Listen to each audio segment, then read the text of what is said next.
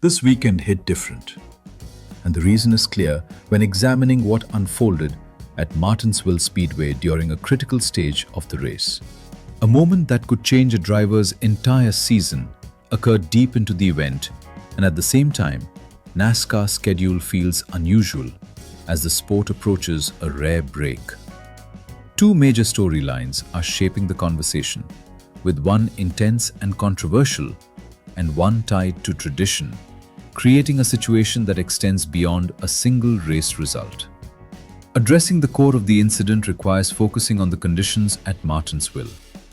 The track is defined by tight corners, limited space, and constant braking zones that increase the likelihood of contact. The race reached lap 324, a phase where track position determines finishing outcomes. The drivers involved were Bubba Wallace and Carson Hocevar, and the sequence began shortly after a restart where Hocevar executed a three-wide move entering turn 1. That maneuver introduced tension between both drivers, as three-wide racing at Martinsville carries elevated risk due to limited racing surface. The decisive moment occurred entering turn 3. Wallace made initial contact with Hocevar, followed by a second impact mid-corner. The second contact altered the trajectory of Hocevar's car, resulting in a spin that triggered a multi-car incident. The wreck expanded across the front stretch, involving several competitors and directly affecting race outcomes. This was not an isolated two-car incident. It produced a chain reaction that reshaped the finishing order for multiple teams. The immediate reaction from within the sport highlighted the severity of the incident. Seven-time champion Richard Petty addressed the situation and rejected the idea that the contact was minor. He emphasized that it was not just a tap, indicating that the level of contact exceeded standard short-track racing expectations. The description aligns with replay analysis showing two distinct impacts rather than a single incidental touch. From the driver's perspective, Wallace responded in an interview with Jamie Little, stating that he misjudged the corner entry. He acknowledged that the earlier three-wide move contributed to his frustration, but clarified that there was no intent to cause a crash. His explanation centered on miscalculation of position and timing rather than deliberate aggression. This distinction forms the basis of the debate, whether the contact represents driver error or excessive aggression under race conditions.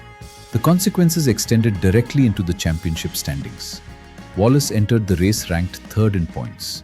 Following the incident and resulting finish in position 36, his standing shifted to a tie for 8th, with projections placing him effectively around 11th once tiebreakers are applied. This change represents a measurable loss in competitive position within a single race.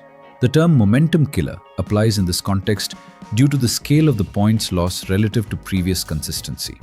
Team leadership addressed the situation with direct language. Crew chief Freddie Kraft stated, "There is no sugarcoating it," confirming that the outcome was a result of driver misjudgment. He further emphasized, "Cannot happen if you want a championship," identifying the incident as incompatible with title contending performance. The statement establishes a clear standard. Championship campaigns require minimizing self-inflicted errors, particularly in high-pressure race conditions. The broader competitive context shows that Wallace had demonstrated consistent speed and results prior to this event. His performance metrics positioned him among leading contenders, with stable finishes contributing to his earlier ranking. Following the incident, the focus shifts from maintaining position to recovering lost ground. The standings adjustment introduces additional pressure in upcoming races. Parallel to the Martinsville incident is a separate development affecting the schedule. No race this Sunday applies to the NASCAR Cup Series due to Easter Sunday. The absence of a race aligns with long-standing scheduling practices. Historical data indicates that only approximately 14 Cup Series races have been held on Easter, with most occurring between the 1950s and 1970s. A notable exception occurred in 1989, when a snow delay forced a race at Richmond to be rescheduled to Easter. Recent seasons introduced limited experimentation with Easter weekend events. Races such as the Bristol Dirt event in 2022 and 2023, along with Richmond in 2024, represented departures from tradition. However, scheduling for 2025 and 2026 confirms a return to the standard approach, with no Cup Series race held on Easter Sunday. This reversion reflects a consistent pattern within the sports calendar. Although the Cup Series is inactive during this period, Racing activity continues in other divisions. The NASCAR Truck Series and NASCAR Xfinity Series are both competing at Rockingham Speedway. The Truck Series event, the Black Tire 200, is scheduled for April 3, while the Xfinity Series event, the North Carolina Education Lottery 250, takes place on April 4th. These races maintain competitive continuity despite the Cup Series break. The next Cup Series event is the Food City 500 at Bristol Motor Speedway. The race is scheduled for April 12th, marking the return to full competition. Bristol presents another short-track environment, characterized by high banking and close quarters racing, which increases the importance of precision and control. The combined effect of the Martinsville incident and the schedule break creates a dual narrative. One component is the immediate competitive impact, where a single moment alters standings and performance trajectory. The second component is the temporal gap before the next race, which provides both opportunity and risk. The break allows teams to analyze data, adjust strategy, and address execution errors. At the same time, the absence of racing extends the duration of public and media focus on the incident. From an analytical standpoint, the break produces two distinct effects. It helps by enabling a reset in preparation and decision-making processes. Teams can review telemetry, assess positioning errors, and refine communication strategies. It also helps in reducing immediate race-to-race pressure, allowing for structured planning. However, it introduces a disadvantage by prolonging scrutiny. The incident remains a central topic in discussions, increasing attention on the driver involved when competition resumes. The key performance requirement moving forward is execution under pressure. Short-track racing environments, including Bristol, demand precise braking points, controlled entry speeds, and spatial awareness. The Martinsville incident demonstrated how deviations in these factors can lead to multi-car consequences. The evaluation of the event centers on whether the contact was within acceptable competitive boundaries or exceeded them due to miscalculation.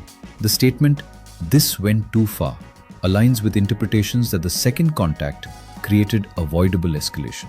At the same time, the explanation of misjudgment reflects the complexity of decision-making in dense traffic conditions.